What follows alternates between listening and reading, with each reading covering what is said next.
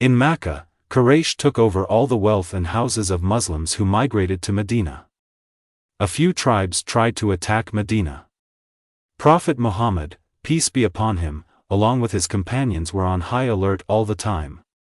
They rebuffed many attacks. Quraysh were feeling scared of Muslims because their trading path had to cross through Medina. Medina had a strategic location. Quraysh said they will wage war on Medina until they hand over Prophet Muhammad, peace be upon him, to them. Some Jewish clerics were waiting for a war between Prophet Muhammad, peace be upon him, and the Quraysh.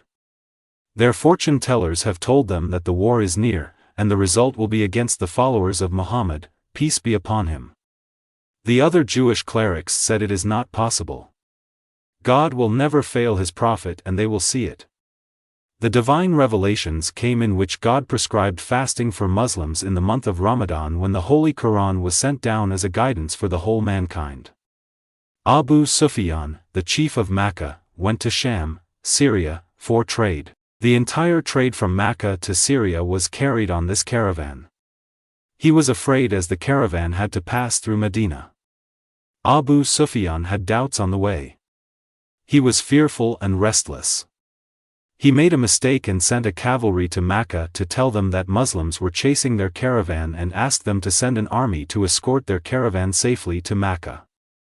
When the cavalry reached Makkah, they told Quraysh that Muslims had intercepted their caravan. When this false news reached Makkah, they decided to send their full army against Muslims in Medina. Prophet Muhammad, peace be upon him, and his companions headed towards the well of Badar in the holy month of Ramadan and waited for news of the caravan. Then, they heard that Quraysh had set out from Makkah with a strong army. The situation had suddenly changed.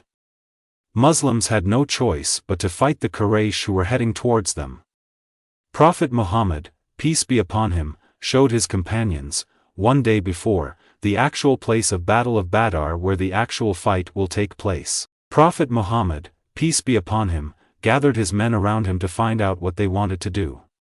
Sa'd bin Muaz, may Allah be pleased with him, one of the leaders of Ansar, got up and said, "We believe in you, and we swear before all men that what you have brought is the truth. We have given you our word and agreement to hear and obey. So go where you wish, we are with you even if you lead us into the sea."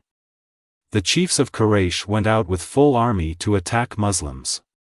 On the way they were told that the caravan for whom they came to protect had already reached Makkah safely.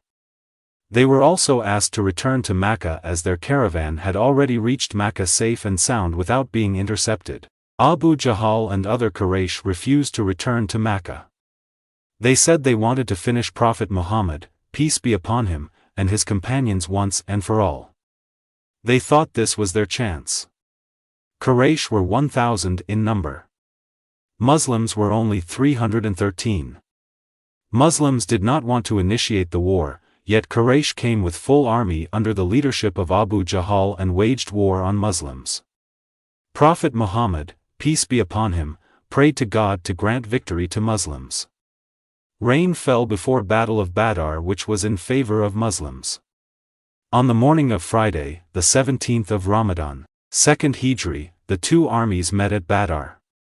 Utbah, one of the leaders of Quraysh, came to duel with Hazrat Hamza, may Allah be pleased with him. Utbah's brother and son also came for duel.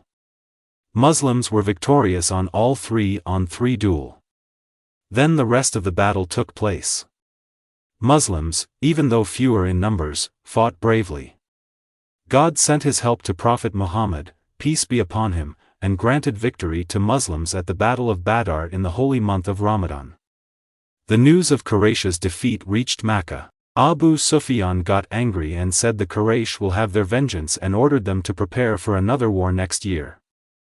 In Medina, when the news of Muslims' victory reached, Abdullah bin Ubay, chief of hypocrites, and Jews became upset as they did not expect Muslims to win this Battle of Badar against all odds.